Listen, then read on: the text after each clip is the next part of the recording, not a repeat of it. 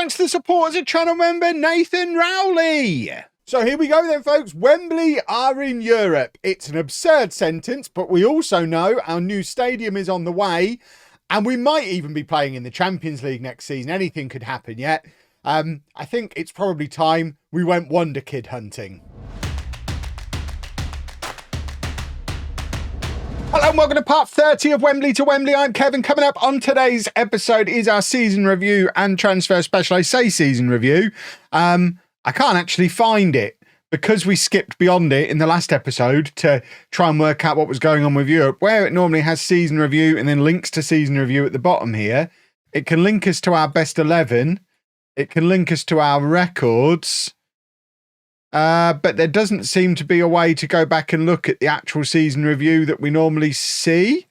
I'm going all the way back here to like confirming the end of the season stuff. I don't think we can go back and see it.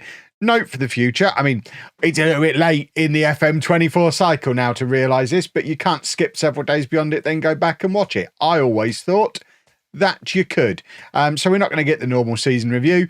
So we'll have to do it old school style by plucking it out of the inbox. So we already know our budgets. We saw those in the last episode. This is our all-time best 11. Yeah, this is our all-time best 11. Now, Anton Canerva is still the striker in the all-time best 11, which is, frankly, baffling. There's not many of the Premier League squad who've made it into this team. Still no room in there for Christodoulou. He's on the bench.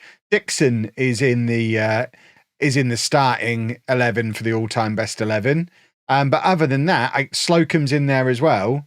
They are the only two of the current squad who are in our all-time best 11. So I suspect we need to bring in some boys this summer who can make their way in. Tom Best, assistant manager. I still think we've missed a trick. I know calling the stadium Wembley Stadium is fun. If you missed last episode, our new stadium is going to be called Wembley Stadium. They missed a trick, not calling it Wembley Arena. Or they could have called it the Best Stadium, which also would have been great. Any of them would have been fine. We've gone for Wembley Stadium. I assume we're going to get sued. But yeah, there's no season review, which I guess means this is going to be a shorter than normal transfer special, unless we get into some transfer shenanigans. Who'd have thought? That's the new stadium, Wembley Stadium. Love it. 2 years we move into that. So the plan now, I think this episode, there's a good chance this episode is coming out on Tuesday, not Monday, because I'm expecting the FM25 announcement on Monday, because they said it would be by the end of September. If you're watching this on Monday, they lied. But we should know now what the release date of FM25 is. I don't, as I'm recording this. I'm assuming we're going to do these next 2 years and then play the first season in the new stadium, and that will be that. We'll get 1 year in the new stadium, and hopefully by the end of that, win the Premier League, win something at Wembley. Who knows? But that's the plan now. I guess we are on the clock. Unless it was delayed again. That would be sad if it was delayed again, wouldn't it? So I guess we'll have to review the squad old school way.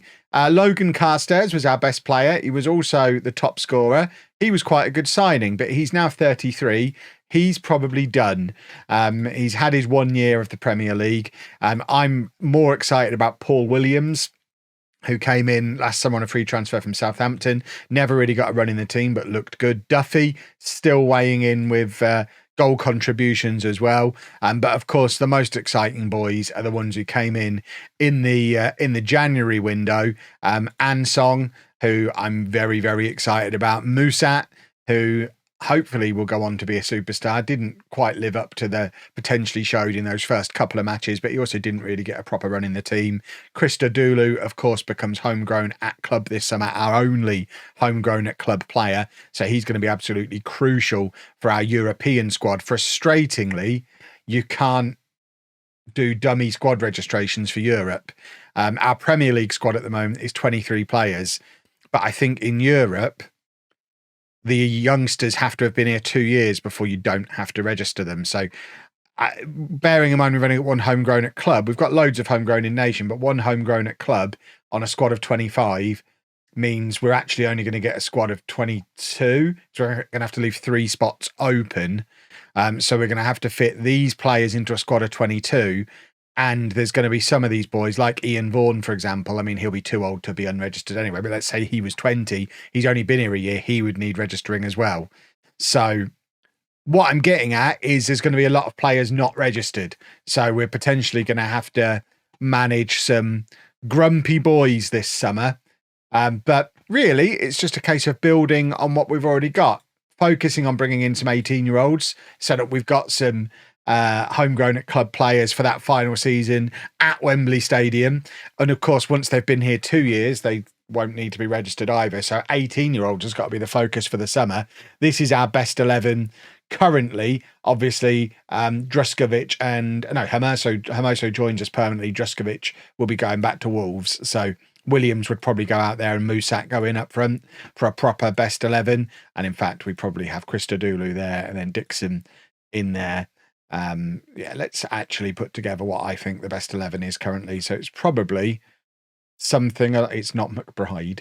If we put a Goumet in there, I think that's our best 11 currently. There's an argument it could be Castro at right back, but that's the best 11. So now I guess we try and sign some 18-year-olds to complement that with our 23-24 million pound budget. It's got to be fine. This is worth pointing out as well, because not only do we have the lowest wage budget in the Premier League by miles, we're actually spending the lowest proportion of our turnover on wages compared to anyone else in the league. And bearing in mind, we play in a stadium that fits 6,000 people in, it shows that not only are we underpaying budget-wise compared to the rest of the Premier League, we're well under as a ratio. The average seems to be paying about 50%. Brentford are paying nearly 80% of their turnover out on wages. Oh, there you go. It says there, the average team has a wage expenditure to turnover percentage of 53%. Ours is 24. It's less than half of that. So there's an argument that we should be doubling the wage budget. I mean, we're probably not going to because we're building the new stadium. There's an argument we should, but we probably shouldn't. Okay, board. Scott Day has cleared our debts. What does that mean? Surely you've not paid off the stadium. We've now got even more money in our balance, which is confusing. What he means is he's paid off that loan that had 50 grand left on it. I mean, he's made that sound like a grander gesture than it actually was. But those debts are cleared. He hasn't cleared the transfer debt. He hasn't cleared the debt for the new stadium. Although actually, no, I thought I read that as remaining. I thought he'd paid 20 million of this back. He hasn't. So we still owe the full 34 million plus all the interest. Plus we've still got the transfer debt. So that far less impressive than you imagine. What he's actually done is paid the equivalent of Dean Martin's weekly salary and then tried to get himself a headline off the back of it. But we've got our financial fair play stuff. So as far as Europe is concerned, again, we're running on a massive profit. So we're fine for FFP in Europe. We've even got to pay a massive tax bill because of the huge profit that we made. This is what I mean. More money should be going into salary. We shouldn't be paying £8 million in tax. We've got, oh my word, we've got sponsorship deals and all sorts coming in. Broadcast revenue obviously increased massively through being in the Premier League, but sponsorships are up massively. Everything's up massively. Look at the prize money difference. And Musat sells more shirts. I like the fact that it's our two youngsters, our two exciting youngsters are the ones that sell the most shirts. But we are finally, slowly but surely, turning into a Premier League football club, and it is not a moment too soon. Oh, boys and girls, we knew it was a possibility, but we're in the Champions League, our 5th place finish. Clearly, you're allowed 6 teams, so Spurs getting into the Champions League through winning the Europa League. Is this because who won the Champions League? Hold on. There was somebody in the... Get me to the Champions League. Who was in the final of the Champions League? Arsenal have won the Champions League. And Arsenal winning the Champions League has allowed us to have 6 teams in from England, which means we're one of them. In our first ever season in the Premier League, Wembley have qualified for the Champions League, everybody. We are going to get destroyed, but we're going to make some money doing it. I've made some offers for some youngsters. 2 18-year-olds that we're going to be trying to bring in. I'm terrified of what the Champions League is going to be like, but we'll worry about that when we get there. Let's keep trying to bring... We need at least one more 18-year-old. If we can have enough 18-year-olds, so in 2 years' time we have 4 homegrown at club players, then we can focus on proper players for the rest of the summer. But I need to get the kids in first with future planning. That first season in the new stadium, we want to be able to register a proper European squad of 25. I'm so afraid. Right, so the transfer window has opened and we have 2 18-year-olds joining us to celebrate. Paulo Roberto is an 18-year-old Brazilian under-23 international. He's a 6'3" centre-back who can also play defensive midfield, central midfield. 2 stars of current ability, 5 stars of potential. He's currently League 2 standard. But importantly, he's 18, which means if we check on his eligibility, in 3 years' time, he becomes homegrown at club, and that is exactly what we need. So he comes in for £4.3 million. That was his release clause. The fact he's already played 72 competitive games at 18 years old, frankly, is bonkers. But he is in, and we also have Simone Di Salvo, who's an 18-year-old Canadian full international, our second Canadian signing in 6 months. He's got 5 caps for Canada already at 18 years old. He's another centre-back, but he's another one who can also play right-back and defensive midfield. So we've got some utility defenders coming in, 2.5 stars of current ability, 5 stars of potential, currently championship quality, potential to be Premier League standard. I suspect this guy might actually come straight into the first team mix. The Brazilian guy, less likely to. He comes in for £5.75 million from Toronto FC in the MLS. The 2 of them have used half my transfer budget and we're already over our wage budget because of it. But we do have 2 18-year-olds in. We need at least 1 more, and then we can bring in some grown-ups to complement them. I mean, if we can find 18-year-olds already ready for the first team, that's the ideal. But we've got to try and balance this a little bit. There's obviously players that we can sell as well. And if we have a look at our centre-backs, we've now got quite a lot of them. We probably don't need Amma anymore. We probably don't need the likes of McBride, Carroll, Smith. There's a lot of players who can move on to make room for these new guys, and they're going to have to. We've got quite a big bloated squad. Our first team squad is 33 players, and a lot of them were out on loan this season, but there's going to be a lot more of them who are going to need to move on as well. Someone like Tashan Septus, he's been with us a long time, and he's another example of someone who we've just moved on too quickly for him. He actually played 29 games in his first season with us down in League One, but since then hasn't had a look in. He's had a number of loans that have been okay, and at 22, turns 23 this year, he's done. If someone wants to give us £10 million for him, if someone wants to give us £3 million for him, to be honest, they can have him. And there's plenty like that. We now finally have 100% of retained transfer revenue, so we need to get rid of a lot of these fringies who are never going to be good enough for us. Oh, this is a bittersweet moment, boys and girls. Tom Best might be leaving. Scunthorpe have offered him the manager's job. They've just been relegated from... Have they been relegated from League One? No, the season has ticked over. They're in League One. They've offered Tom... My boy Tom Best has been offered the manager's job at Scunthorpe.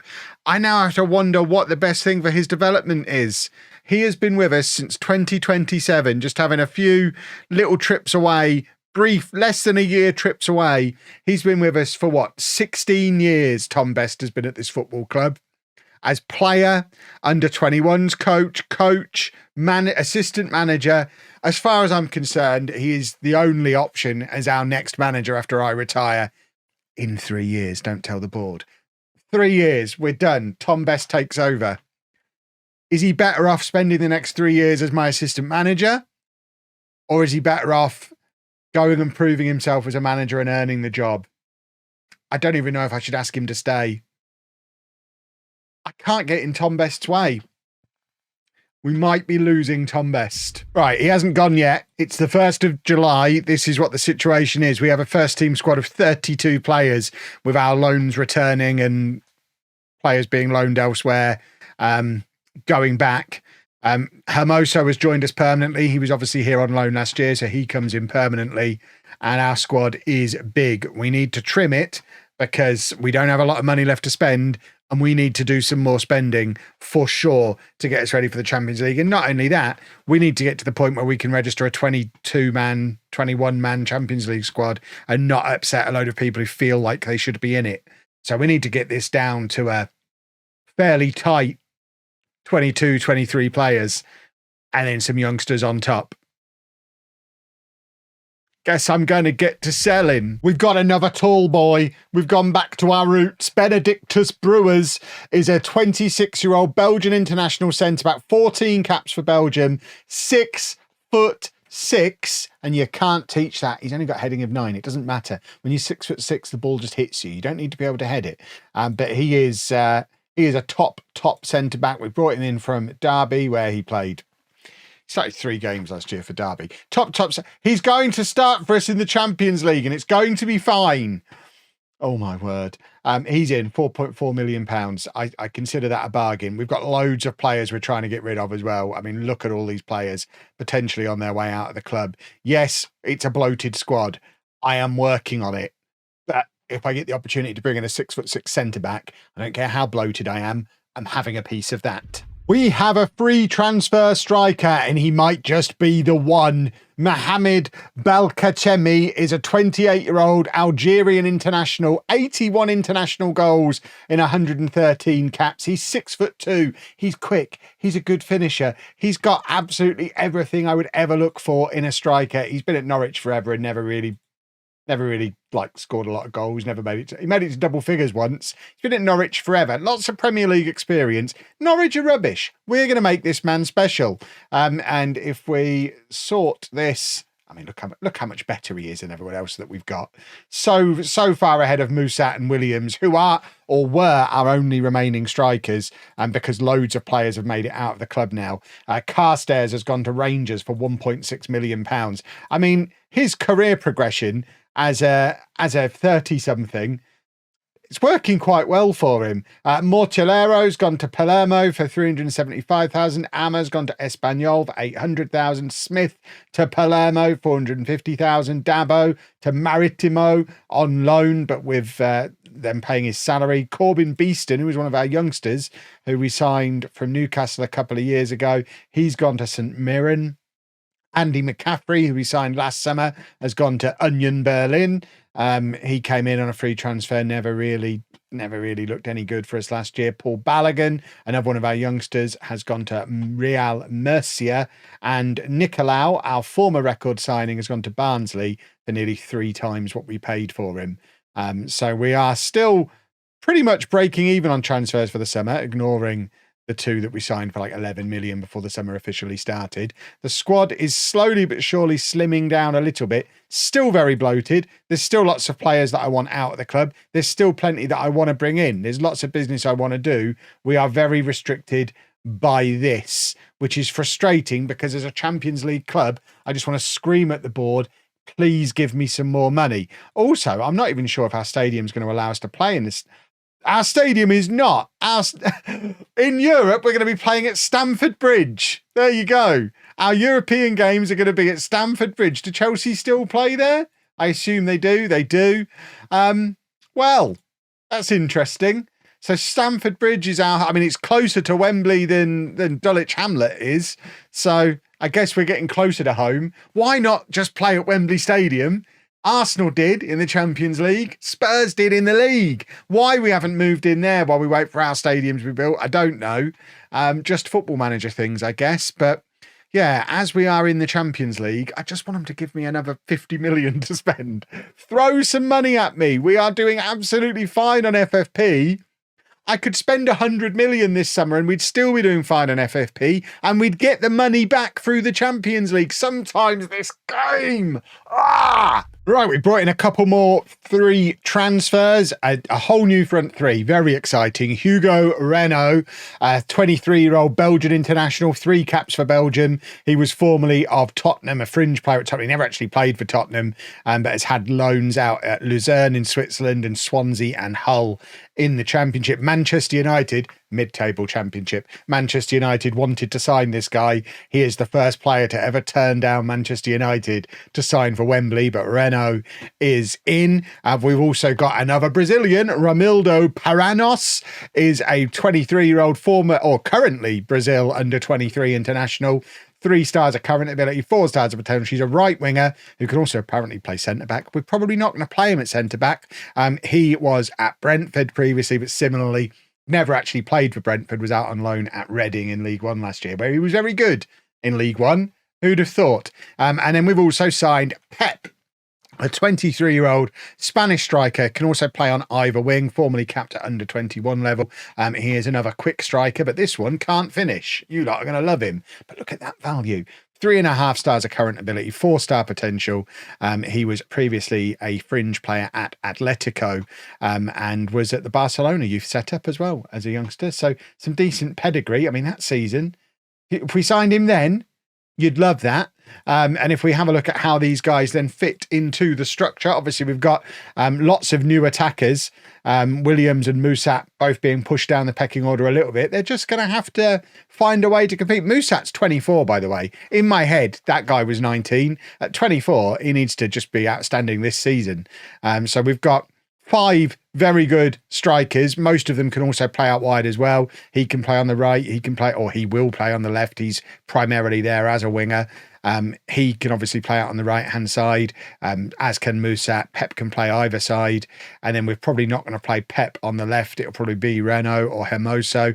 We're going to offer Duffy out now. In fact, we've got someone who is interested in him. Club's interested in him on loan, so we could potentially try and get Duffy out of the club. We've been down this road before. He's been out on loans before and came back even better. So maybe we can loan him out for 6 months and bring him back as a superstar Champions League hero.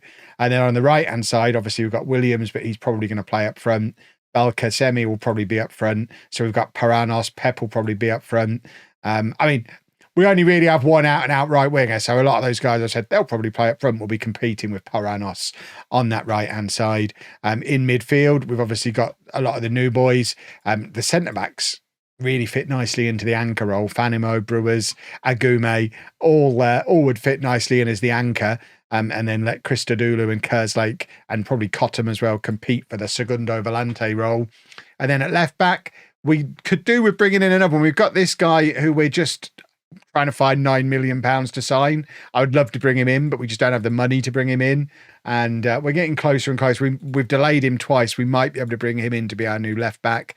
At right back, between Vaughan and Castro, I think we're probably okay. Centre back, we've got loads. And obviously we brought Beswick in back in January as our goalkeeper. So the squad is looking good. It's the best squad we've ever had by miles. It's well balanced. It's got strength in depth in all positions. The media still think we're guaranteed to be relegated, but balls to the media. We qualified for the Champions League last year. Who knows what might happen? We have our new left back, Lamine Nguesen. We only actually needed to find 6 million because some of it was on the good old Never Never.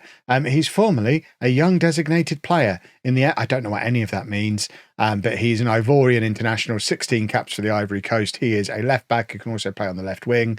My kind of left back. He'll compete with Martin on the left-hand side. We're trying to get Livingston out. Graben we should probably try and get rid of as well now because we just don't need him. And there's clubs interested in him. I mean, if Leeds want to give us good money for him, they can absolutely have him. Nobody wants to. I mean, let's just offer him out and see what happens. But we're trying to do this small squad. We don't need a bunch of left backs, do we? So let's get him registered into the squad. That is all the money gone now until something else happens. We have got an offer for Duffy, which should bring some more money in. Barnsley have offered to pay 50% of his wages, which isn't ideal, but with what is effectively a £12 million future fee if he plays 20 games for him, which obviously he will. So that would bring £12 million in now because of how stuff like that is reflected in Football Manager, I think. So that would be a nice little boost. And we've still also got the bit of shenanigans that we can do any time now that we've done the last couple of seasons when we set our bonuses to low and get a little bit more money coming in that way as well. So there's potentially still going to be a little bit more spensies. I am torn because I like the squad. I think the squad is great. It's a definite improvement on last year, and we finished 5th last year. But we finished 5th in a world where everyone was putting their reserves out against us. We're now a Champions League team, albeit without a massive reputation boost. We're still only 3.5 stars. Look at that graph. Have you ever seen anything like it? But I think it's going to be a little harder for us to go on some of the winning runs we went on last year with the kind of qualities of team that are going to be likely to put up against us. So I genuinely don't know. I don't know how good we're going to be. It's a confusing one. Second season syndrome could hit hard. Well, Duffy turned down the transfer. We've been down this road before, but it is shenanigans day. So let's see if we can increase our budget from 2.9 million, 5.25, 5.5, 9 million. Boom. That gets us a little bit more to spend. There's not much in the wage budget, but we have now got some transfer budget again.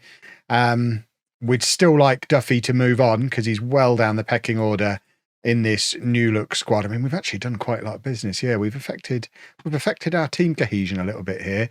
What do I want? Probably a midfielder, I'm thinking. I don't really want to rely on defenders in here. So Kamani Dixon, as much as I love him, is probably not a Premier League, never mind Champions League midfielder. So, I mean, there's a chance that someone like DeSalvo or Brewers steps in and makes that their role. But I think someone to properly partner Christodoulou is the goal now. We'll see. Let's see what I can find. We still need at least one more 18-year-old as well. I kind of forgot that was the plan for the summer. Maybe we go back and look at 18-year-olds again. Well, we haven't done any more business, and it is the first day of the new season. There's still money knocking around. This is what the team looks like going into the first day of the new season. So we have picked up a couple of injuries. Balkasemi, the most notable one, who's dislocated his shoulder and is going to miss the first couple of months, of the season. Pep also comes in with a suspension and is going to miss the first game of the season. Ansong is also suspended. So why am I all blurry all of a sudden? There we go. I'm back. So it does mean our attack is going to look different to what the plan was for the first day of the season against Brighton. Musak gets an opportunity to impress up front. Kerslake is going to play in behind him with new boys Renault and Paranos out wide. Christodoulou, the segundo volante, and we are going to push one of our centre-backs forward to play alongside him. I think we need to move on from Dixon. So Fanimo will play there with Brewers and Agume behind him and Gessin and Vaughan as the wing backs. And Beswick is... Why am I blurry again? That's better. Do I have to shout at you, camera? Beswick is going to finally make the switch for the club to sweeper keeper. It's about time. We're a Champions League team now. We need a sweeper keeper. So I think it's been a good summer. We've not spent absolutely crazy. We've cleared out a lot of the fringe players. We started with a big bloated squad.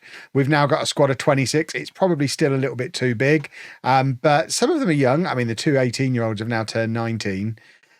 So there's nobody mega young in it. We probably still need to trim a couple off. Graben and Duffy are the most likely to move on. That gets us down to 24 players. Champions League registration is still going to be a challenge. I think there might be some upset little rascals around the place, but there's no way to do a dummy one, as you can see. So hopefully some of the more fringe players, someone like DeSalvo, hopefully he's listed as a breakthrough prospect. Hopefully he's not going to expect to be in the Champions League squad, and we might just get away with it if we've got enough lads like that knocking around the place. I suspect he might be the only one. Fringe player, again, probably not expecting to be in the Champions League squad. Who else is young? Christodoulou, obviously, is a regular starter. Ansong's... Yeah. I don't know. It's going to be touch and go. There might be one or two sad boys. Obviously, I guess we don't need 3 goalkeepers in the Champions League squad either, so David can sit out. We might be okay, but we're still going to do more business yet. So even if we were going to be okay, I'll still break it from here, I imagine. But I'm optimistic ahead of the season. We play Chelsea tomorrow. They're quite good, so we'll learn a lot there, won't we? If you've enjoyed that, please make sure you leave a nice big thumbs up on there for me. Subscribe to the channel for daily Football Manager videos. And thank you very much for watching.